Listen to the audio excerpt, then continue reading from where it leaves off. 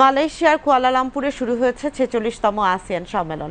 মালয়েশিয়ার প্রধানমন্ত্রী দাতুক সেরি আনোয়ার ইব্রাহিম আজ সকালে উদ্বোধনী পর্বে আসিয়ান নেতাদের আনুষ্ঠানিকভাবে স্বাগত জানান।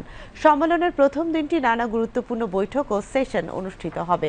স্থানীয় সময় সকাল ৮টা ৩০ কুয়ালালামপুর কনভেনশন সেন্টারে আসিয়ান নেতাদের আনুষ্ঠানিক অভ্যর্থনার মাধ্যমে শুরু হয় দিনের কার্যক্রম। এরপর সকাল ৯টায় শুরু হয় আসিয়ান লিডারদের প্লেনারি সেশন।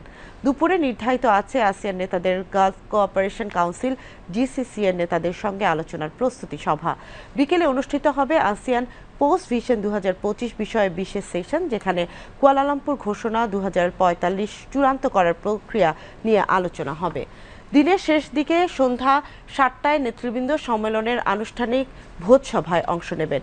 মিয়ানমারের সংকট, দক্ষিণ চীন সাগরের ভূখণ্ডগত বিরোধ এবং আঞ্চলিক বাণিজ্য কাঠামোগত পরিবর্তন, এই তিনটি বিষয় আজকের আলোচনার কেন্দ্রবিন্দুতে রয়েছে বলে কর্মকর্তারা জানিয়েছেন।